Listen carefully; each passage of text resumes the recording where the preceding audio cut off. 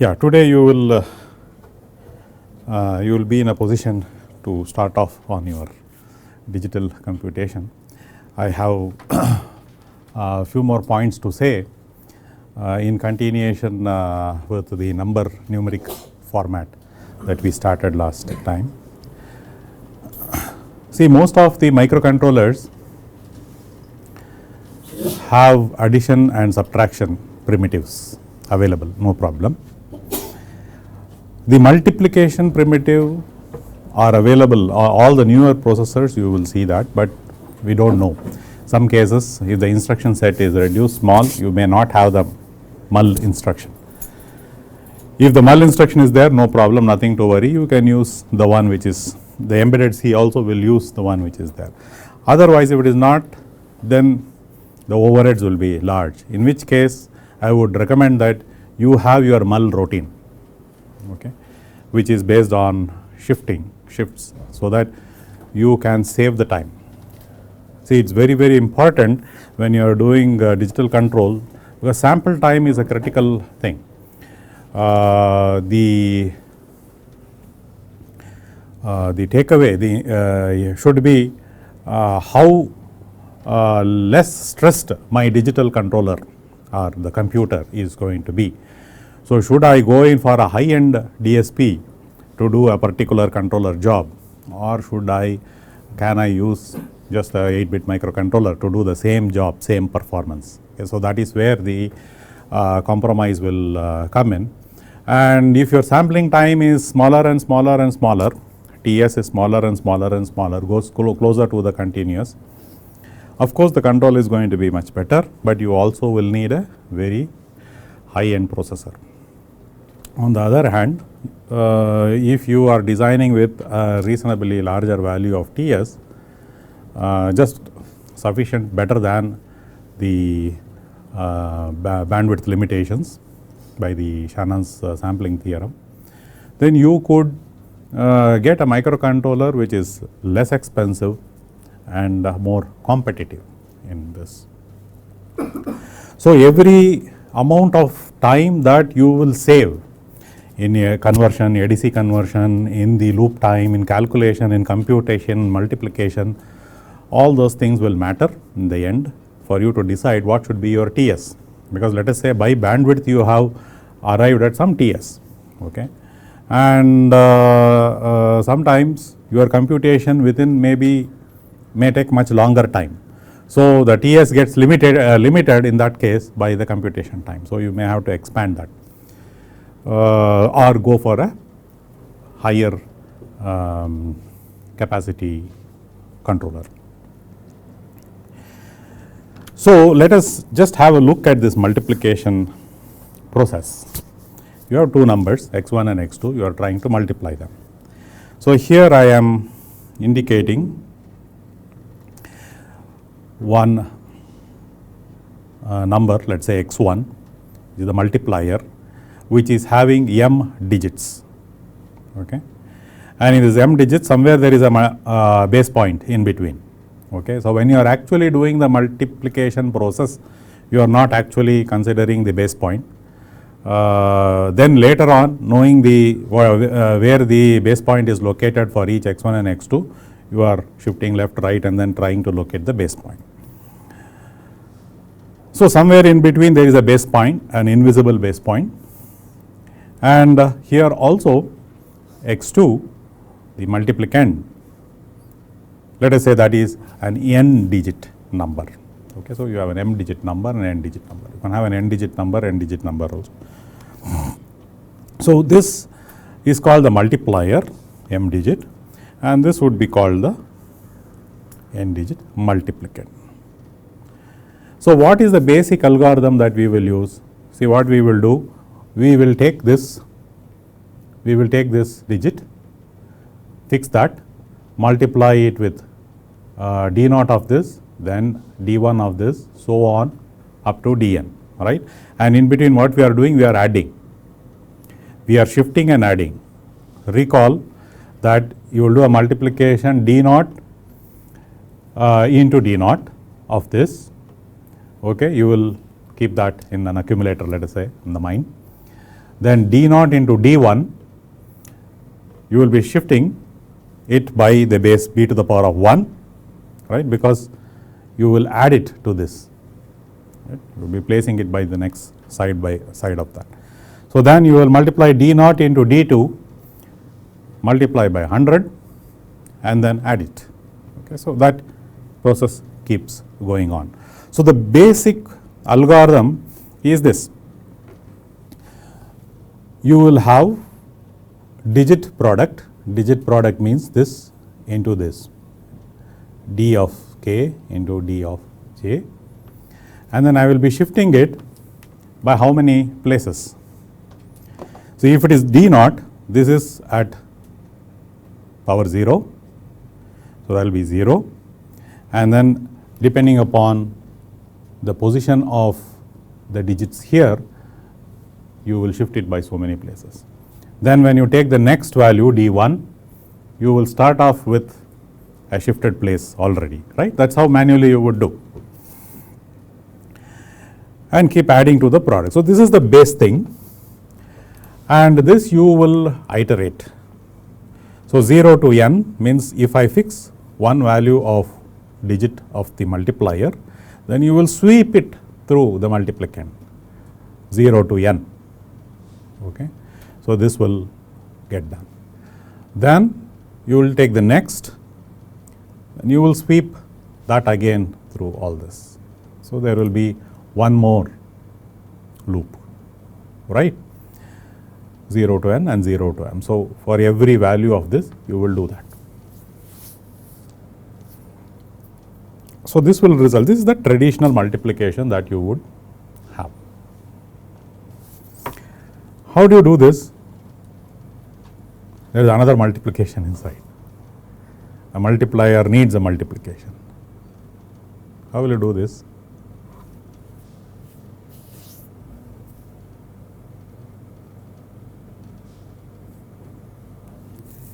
You can call it recursively, or no, that is a much more simpler, because that is a digit, single digit, single digit into single digit, right. So, the simplest thing would be you have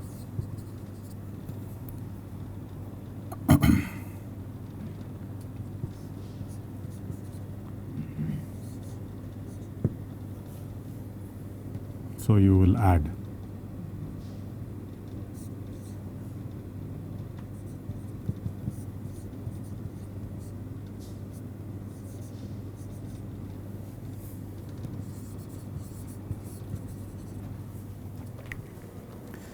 right.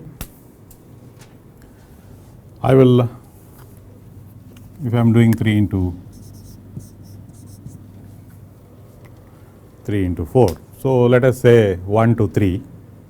Okay. So, you will take 4, keep adding it 3 times, right. So, that will give you, or you could have a lookup table. You could have a lookup table from 0 to base minus 1, table, multiplication tables basically, and then use it as a lookup table, but that is not too convenient. This is a much better, much more generic way. So, when you are having within the base digits, okay, 0 to b minus 1, you could use this. So, this portion is actually achieved by addition. You are adding it and getting it, and then the other portions are all additions. But this is a general multiplication algorithm, but we need not use this. We are going more specific, that is why I said use binary, okay, or hex for that matter. Now, here multiplication by base means shifting. So, here base to the power of something, here 2 to the power of any positive integer value would be shift left, right, 2 to the power of 1, shift left. So, it is a series of shift lefts and add, right, you shift left and add, and shift left and add you are going to do only when only when this is non-zero, and that particular thing here is also non-zero, right? So you can just make slight modification. So in the first loop,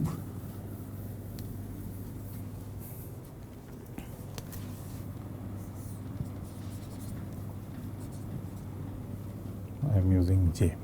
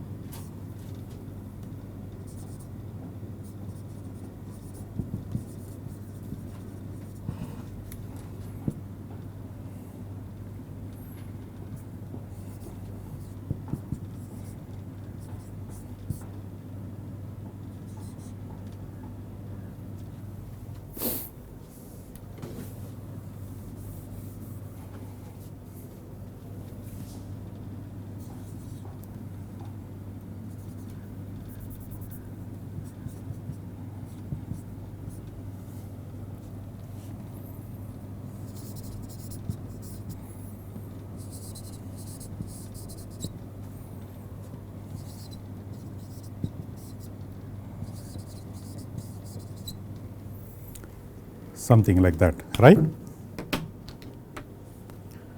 Do you get this? See, I have added just these two. I have added this. It is the same algorithm, right? Do you recognize that?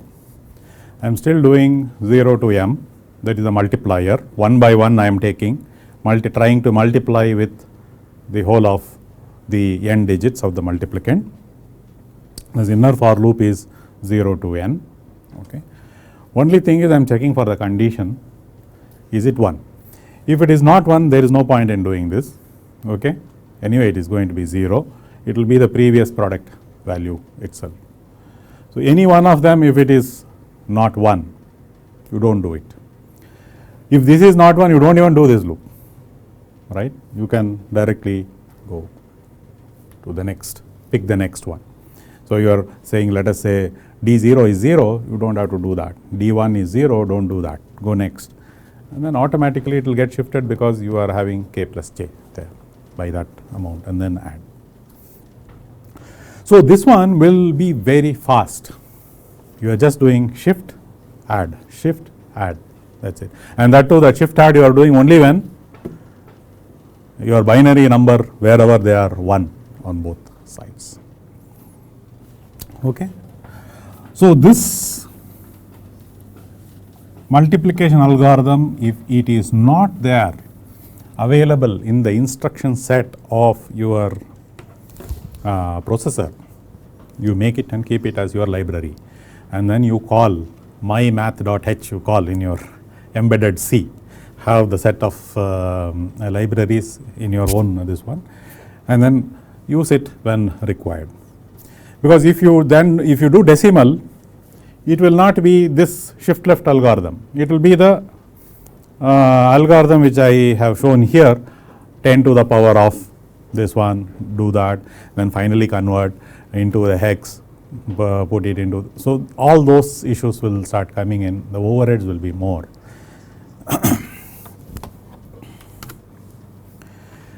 Another important thing that you need to have in your repertory, in your kit, is reciprocal. Division, as they say. So normally what we do is reciprocal. When we take reciprocal into multiplication, you have division. Okay. So always we say reciprocal. That is, I want 1 by x where x is greater than 0, let us say.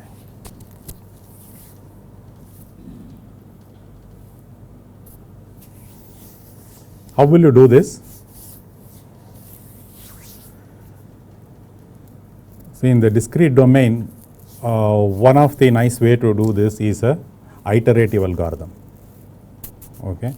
You would have heard of Newton-Cotes rule, okay, algorithm, and you could use the Newton-Cotes method and then arrive at this iterational solution. I will just list that solution. Yk plus 1 is equal to this form, yk into 2 plus x dot yk. So, the kth value, kth iteration, I use the product, the output kth iteration result value into the original x value in this fashion. You will get the next value of y, which is next value of 1 by x. So, you keep on doing that, it should converge, and when it is when the difference between the previous value and the present value is very small, you can dictate that, you can say it is less than some epsilon, whatever that epsilon is, then you come out of the loop. Okay. So, you can keep, it is a while loop, you put it in a while loop, while epsilon, while delta y is greater than epsilon, keep doing this iteration. So, it will keep on doing that iteration till it comes, then comes out of that one. Then that value of yk plus 1 will be the reciprocal of that. Okay. So, for that you use this reciprocal algorithm for this. How do I start it off?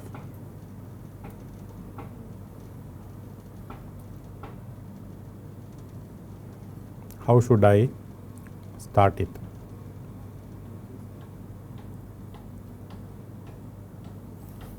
Initial value, I can start with FFFF all 1 and then start coming down a bit.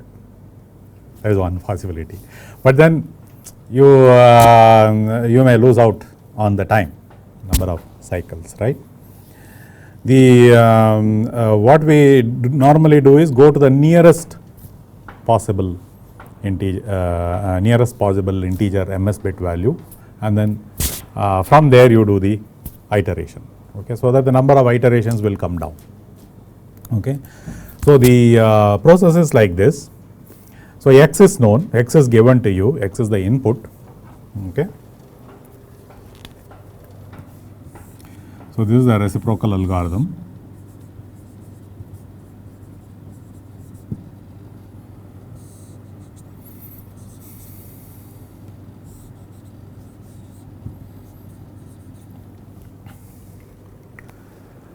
So, this is given in some format d2 2 comma I comma f. Now, let us say x, this binary number, is in this form. I am saying that x is greater than 0, can be represented as 2 to the power of some m into xm, where m is an integer and xm is between 0.5 and 1. Do you get that?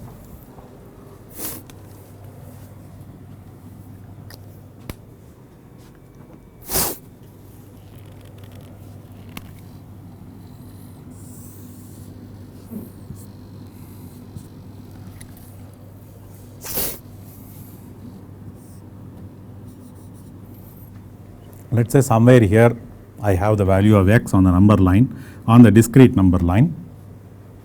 Okay. I will choose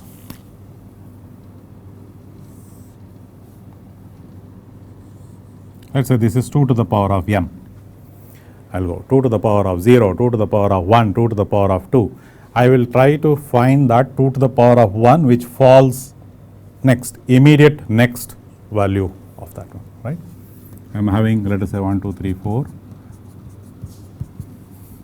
So, I will look, let us say. So, I will, let us say for example, it is falling here, which means that this number is just greater than that, only less than. I have to now try to iterate and come to this. So, I have just gone beyond that, I now come back to iterate. Now, that is a fraction, because 2 to the power of minus 1, m minus 1 would be somewhere here, right. I could take it here and then go forward, or I could go take it here and then go to the power of m or m minus 1. But normally we take 2 to the power of m and then go back, and this value has to be between half and 1. It's a fraction, right. Otherwise I would have taken the previous value, all right. So good for me to start with this value. So what is m? M I am taking the most significant bit, and I start by saying that where m the value of this m, because this is 2 to, this goes like that, isn't it, 2 to the power of 0, 1 to m minus 1. So mth bit will be m minus 1 plus 1, okay, and set that like this. So when I say y naught is equal to 2 to the power of minus m, reciprocal, if it had been just that mth bit, reciprocal would have just been 2 to the power of minus m. But I know it is a fraction, there is a small deviation from that chosen value, then it will iterate only to that. So you have started with a very nice initial value, very close value, and then iterate to that fractional part, and then number of iterations will come down, it will be much faster. So normally we choose y naught to this value like this.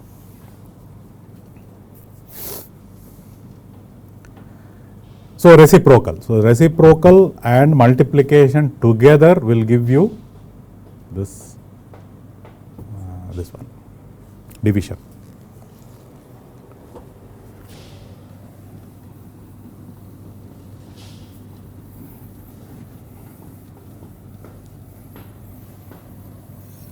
Yeah, like that, just one more algorithm you keep in your repertory, square root, very important, you will be using it very frequently.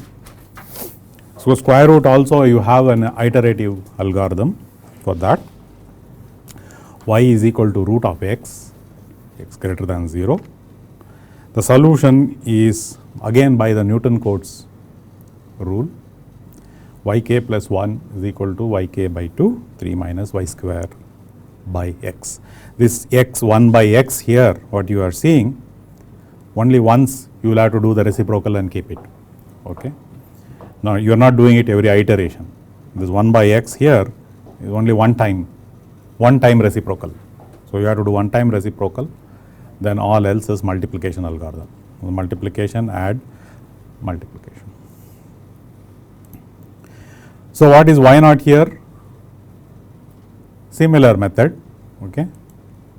I will start with the closest value. Okay, let us say again I have x is of this form. So what should be square root if xm were 1, okay. I will say m by 2, 2 to the power of m by 2 will be square root, right, nearest.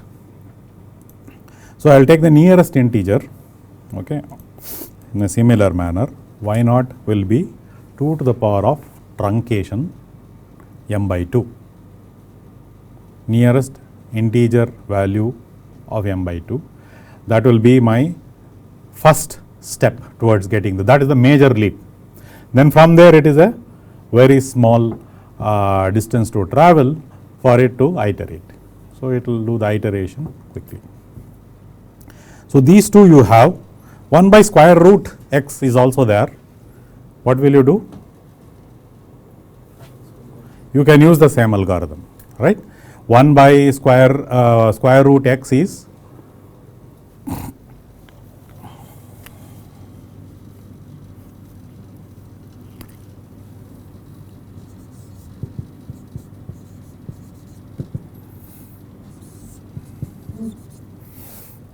you will use that.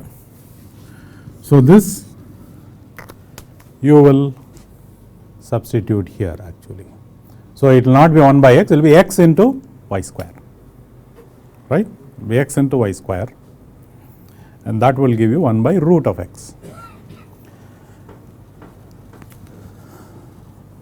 So these are at least the basic things that you need to have.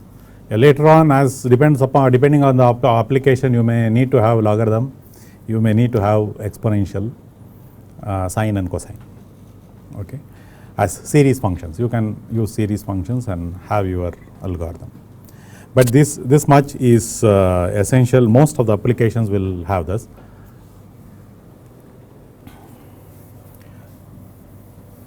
So what you have to also keep in mind, just before I close this, let us say you have this equation, any equation, let us say our DC motor equation itself, we had this, right, one of the state equation.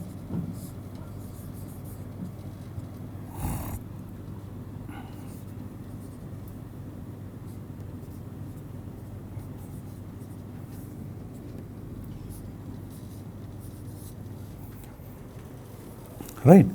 So this was one of the state equations where you get looking just at the armature portion of the circuit. You are sensing this, you are sensing this, you are sensing this.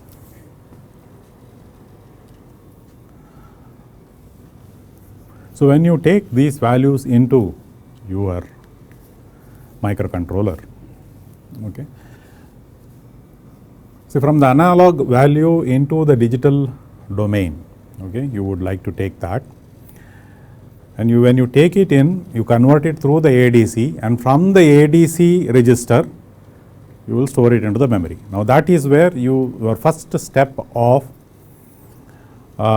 discrete number format will come into the picture. Okay. So when you have converted, and from the ADC register, you shift it accordingly. Depends. Sometimes the ADC may not have the same number of bits as your actual data bits. Now for example, you could have this as a 16-bit number. Your data length may be 16-bit data width, but your ADC may be 10 or 12 bits.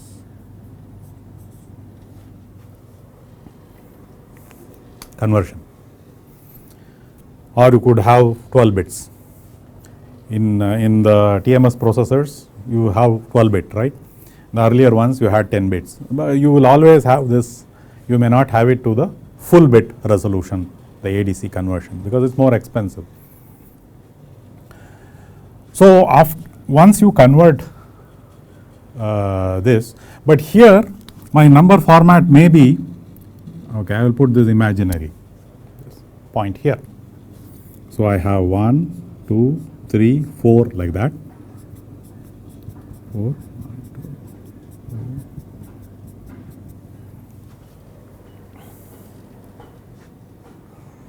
So this is getting converted,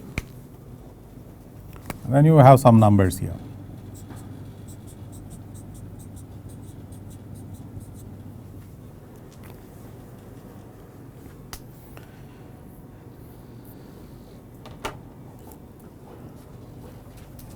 So how do I map this to this?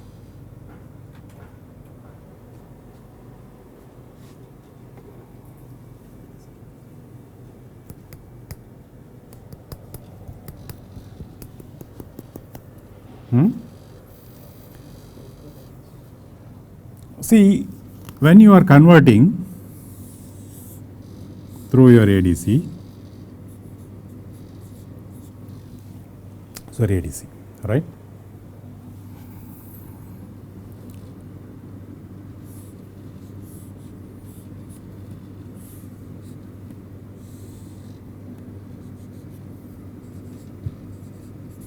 Let's say or yours is 5 volts, right?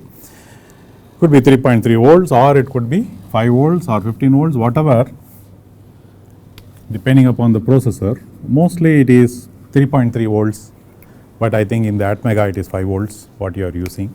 Okay. So you have this ADC range 0 to 5 volts.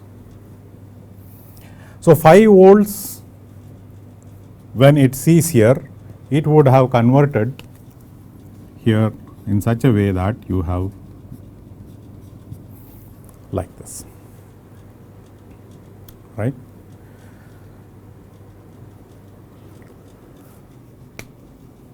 Or if you are reserving this one for a sign bit, it would have converted so much.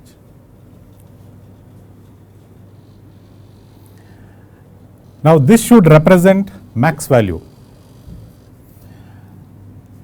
Now if this 5 volts here represents my rated value, okay.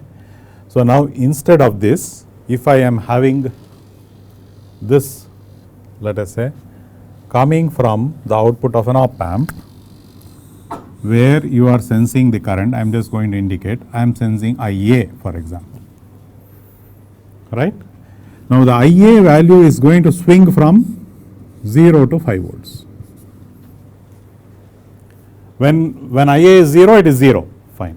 When IA is 25 amps, you will want it to be, so this would represent max value of IA or IA, let us say IA rated, one possible.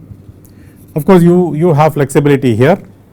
If I know in that application I am going to have overshoots and you do not want to clamp that, then this 5 volts will not be IA rated, whatever that overload value, 150% overload means that would be the value that you are going to allow. Let us say that we are going to stick to rated, that would be the value 1. So when this is rated value of current flowing here, I am going to have FF, all ones, right. And where should that map to in that? Now this is ADC register, no point has come into the picture. Now only you are going to assign the point. How will you assign the point? I know always ADC is 10 bits for that particular hardware or 12 bits, and I have for my application, this is the number format I want to use. I want to use the number format of this. I will take this, I will shift left 2. If I shift left 2, what will happen? It will come like that, right. Now it becomes 12 bit. Now this 12 bit I will keep it here. That is the closest I can come to that format, right. If this number has to be 1, where will you place the point? If this number is supposed to represent 1, let us say this is I rated.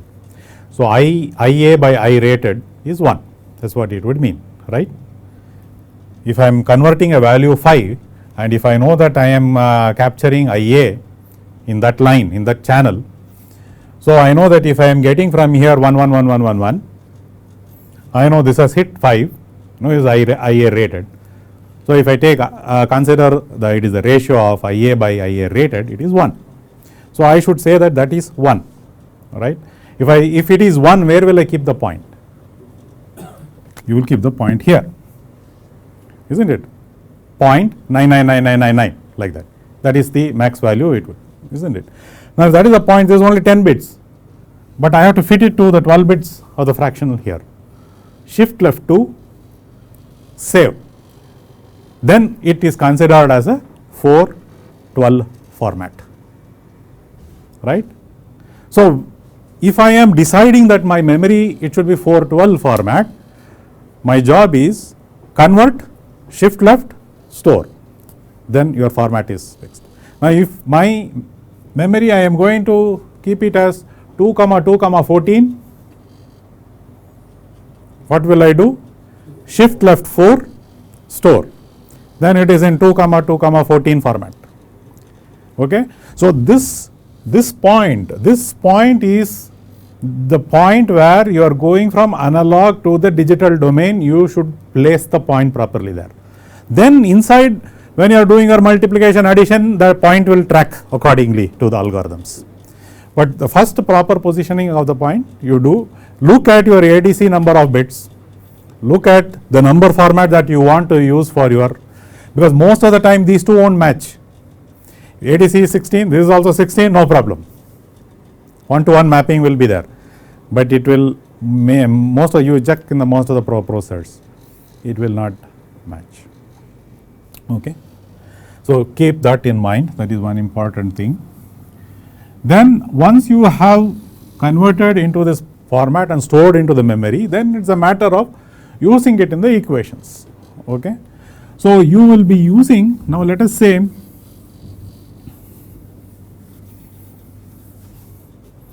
I have stored the value, let us say for now I have a 12-bit ADC, I am going to use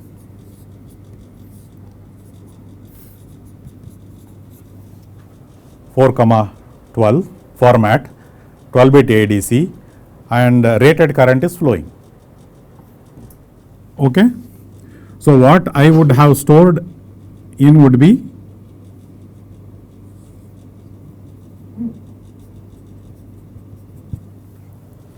in the memory, right? All are one. So the point is, invisible point is here, normalized 1. So I know that anything will be less than 1. So all multiplication within the range, all additions within the range, means it can go just 1 here and then come back, those things. Okay, but how will you look at this equation? This equation is for absolute values. Okay. So you have to do some processing here. Now let us say LA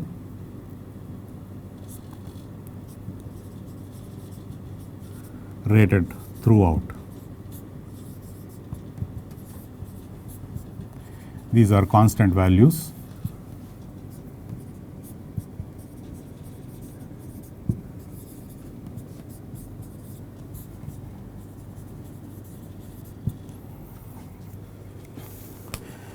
So among this is current normalized, right? So what I will do, I will replace it with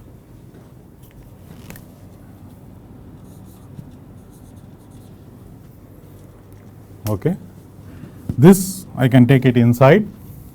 This is a constant value, IA rated.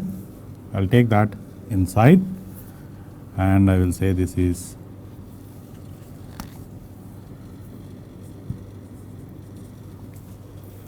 IA. Okay. Then let me divide by VA rated.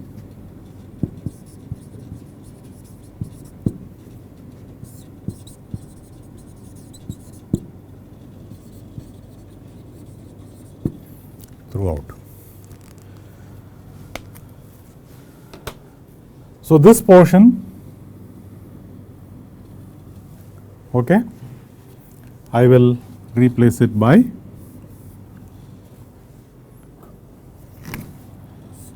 VA normalized, right. Then I will do one more,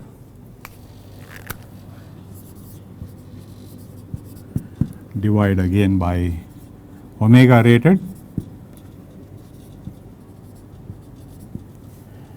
and I will replace this by normalized omega. Okay. Now this is the term, I will keep it as just VAN because that is alone there. So I will multiply throughout by that. What will you get? You will see that this fellow will go off.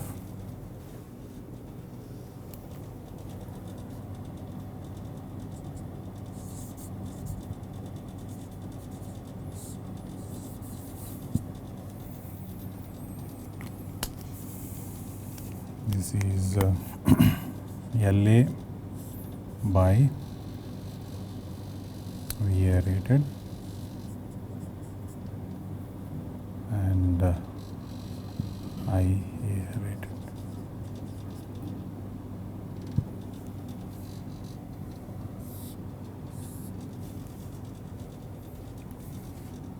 Minus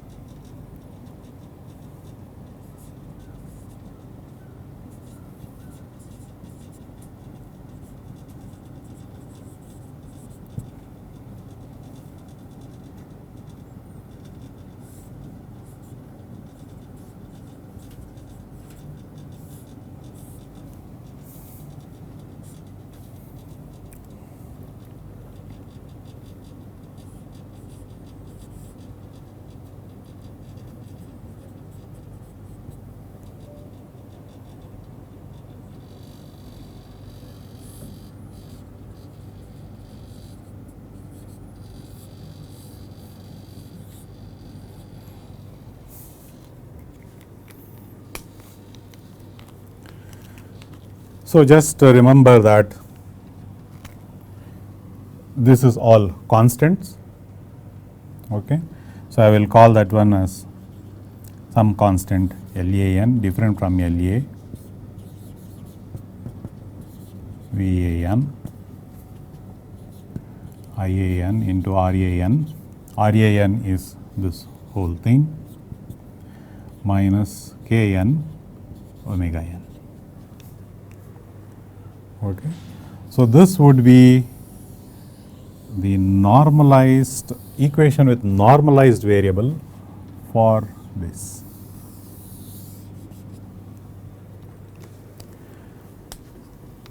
You can do that for any equation for that matter. You divide by the rated values of all the things, then you rearrange them. So, you will get all in terms of now IAN, VAN, IAN, omega n, all the variable items there are less than 1 at most under normal conditions. And these are modified values of equivalent values, modified by some constant values, some numeric value which represents some constant. Now, these are I know can be represented in this format. What about these constants? Of course, you will do one time calculation and plug it in somewhere because the rated values are fixed. But if it is a value which falls outside this range, what will you do?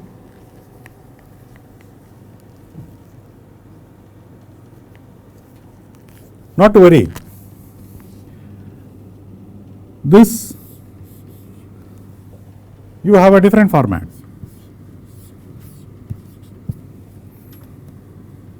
You want to have it this, no problem.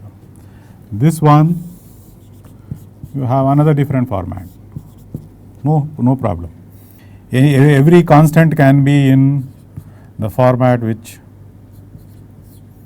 is suited for that, okay, depending upon the number that you get here. If you get a number which is, let us say 21 will not fit into this. Here the maximum integer value is 8, isn't it? 4, 12 means one sign bit 111, 7.111. So, I cannot go beyond 8 in this case. Now, I am getting some value 21 here, let us say. So, I will have to put a format 5, 11 with 5 digits. No, yeah, I could put 5 digits, 11 also like this, if I don't have a sign. Because this is a scaling and this is only for multiplication, you are not going to add it anywhere, only for this specific equation, I do not need to have a sign bit. Do you get me?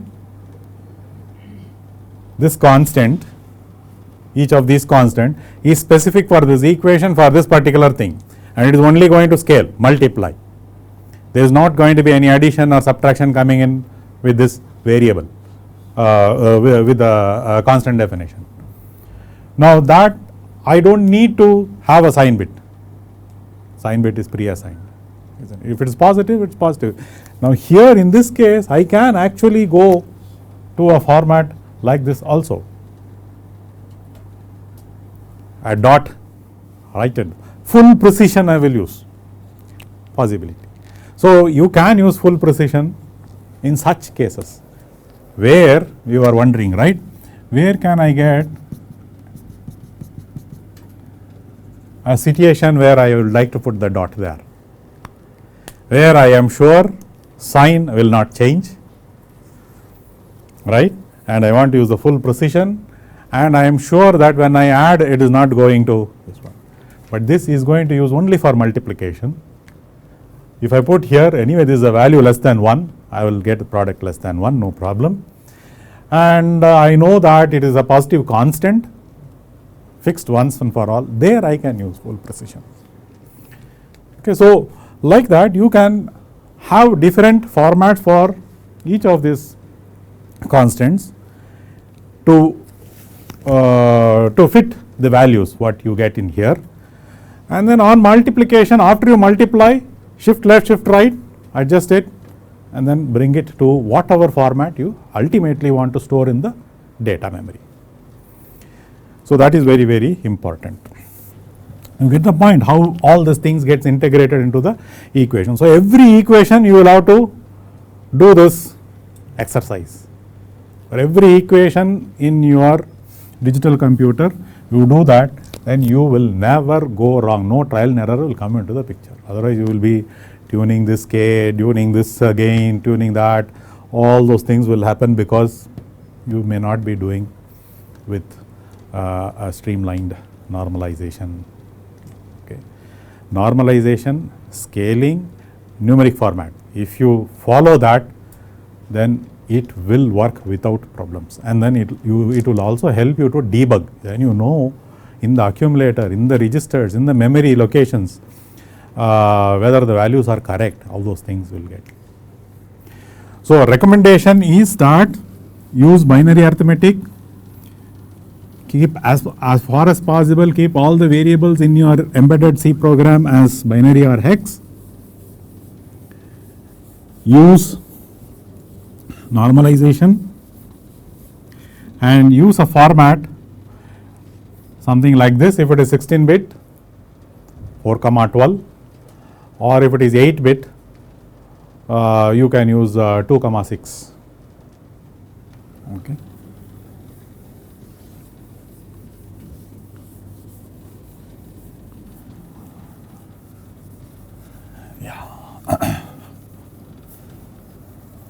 In fact, this is the place where you have to be really careful, numeric formatting. If you do that properly, 80% of your troubles will be solved. Okay. So now with that, we now have all the background needed to do digital controller design. Okay. So now actually we start on the digital controller design. Okay. So, but it is already time. Okay, I thought I will start. I will begin. But anyway, not to worry. So we'll next class we will go into. So the plan was that I thought I will finish PI controller also, but somehow time seems to fly. Next class we will do PI controller. In the meantime, try to everybody try to get the RA value, LA value, okay, from the microcontroller. Try to work on this normalization business, okay, very, very important. Try to think in terms of hex or binary, okay. Initially it will be a bit difficult for you to go away from the decimal and then think in terms of binary, but make it a habit of thinking everything in terms of binary or hex, binary or hex. In a very short while you will get you will become comfortable with that. That is very, very important. Digital embedded software that you if you have to put, think in binary or think in hex. a lot of things will get resolved. Okay. And then practice this tracking of the base point, very important, then you are in the game.